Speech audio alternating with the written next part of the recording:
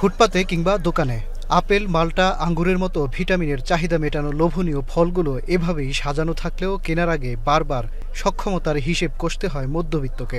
আর নিম্নবিত্তের যেন ধরতেও মানা। আমদানি শুল্ক বেড়ে যাওয়ায় ঊর্ধ্বমুখীর বাজারে এসব ফলের দাম এবার আরও বাড়বে। এনবিআর ও সরকারের ভাষায় এসব নিত্যপণ্য নয় বলে ভোক্তা পর্যায়ে পড়বে না প্রভাব।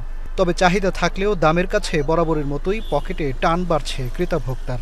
250 গ্রাম আঙ্গুর 150 টাকা, আরে 3টা কমলা 120 টাকা। 2 দিন আগে যে কমলা কিনছি যে ভালোটা 250 টাকা 220 টাকা করে কেজি, আর আজকে দেখতেছি 320 টাকা 300 টাকা কেজি। খুবই চাপ হয়ে যায়, কেননা যেই ফলের উপর বা আরো অন্যান্য সামগ্রীর উপর যে ব্যাটটা আরোপ করা হয়েছে, এগুলো আসলে এই সময়ের জন্য একটা পদের জন্য। আপেলের দাম বাড়তি, আঙ্গুরের দাম তো কেজিতে 200 টাকা বাড়ছে। এনবিআরের প্রস্তাবে বৃহস্পতিবার রাষ্ট্রপতির অধ্যাদেশে কম ব্যবহৃত ও বিলাসবহুল পণ্য এবং সেবায় বেড়েছে ভ্যাট শুল্ক।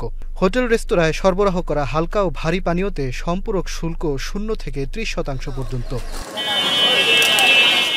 বাদ যায়নি মধ্যবিত্তের পণ্য। আমদানি শুল্ক বেড়েছে সাবান, ডিটারজেন্ট সহ বেশ কিছু পণ্যে। 10% ভ্যাট বাড়ছে বিস্কুট, চিপস, আচারের মতো টুকটাক খাবার সহ বেশ কিছু পণ্যেও।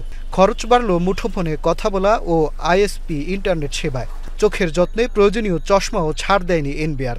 রেস্তোরাঁয় খেলেও শুনতে হবে বাড়তি খরচ। 15% মূসকে 1000 টাকার খাবার খেলে দিতে হবে এখন 150 টাকা ভ্যাট। ধূমপায়ী আর বিমান যাত্রীদেরও দিতে হবে বাড়তি পয়সা।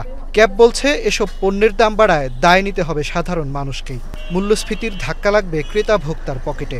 নিত্য প্রয়োজনীয় যে সমস্ত পণ্যগুলি আছে, যেগুলোর ক্ষেত্রে ভ্যাট এবং এসডিসার প্রয়োগ করা হয়েছে, বৃদ্ধি করা হয়েছে, এগুলা কিন্তু সবগুলি মানুষের জীবন জীবিকার ক্ষেত্রে মানে অতি প্রয়োজনীয় বিষয়। নিত্য প্রয়োজনীয় অবশ্যই বলা যায় এই পণ্যগুলির ক্ষেত্রে। যখনই এগুলোর দাম বাড়বে, এগুলোর কস্টিং বাড়বে, মানুষের লিভিং কস্ট, মানুষের জীবনযাত্রার ব্যয় বাড়বে। ভ্যাট বাড়িয়ে অর্থনীতির যে সংস্কারের পথে হাঁটছে সরকার তা ইতিবাচক নয় বলে মনে করছেন এই অর্থনীতিবিদ। 5 লাখ 5.5 লাখ লোক মাত্র ভ্যাট দেয়, অথচ ভ্যাটের আওতায় আসার মতো লোক আরও বহু রয়েছে। সেইটা না করে সরকার যদি এই ভ্যাটটা আরও ভ্যাটের আওতা বাড়াইতো, মাত্রা না বাড়ায় আওতা বাড়াইতো, তাহলে হয়তো এটার দ্বারা সম্ভব হতো। আর দ্বিতীয়ত হলে এখন যদি সরকার এই ভ্যাট আদায় করার কারণে পণ্যের দাম বেড়ে যায়, সেক্ষেত্রে সিন্ডিকেট যদি কমাইতে পারে, রাস্তাঘাটে চাঁদাবাজি যদি কমাইতে পারে, তার মাধ্যমে হয়তো কিছুটা নিয়ন্ত্রণ করা সম্ভব হতে পারে। চলতি বছরের প্রথম 6 মাসে এখনও পর্যন্ত এনবিআরের ঘাটতি 42,000 কোটি টাকা। এর মধ্যে আবার 12,000 কোটি টাকা বাধ্যতামূলক আহরণের শর্ত আইএমএফের।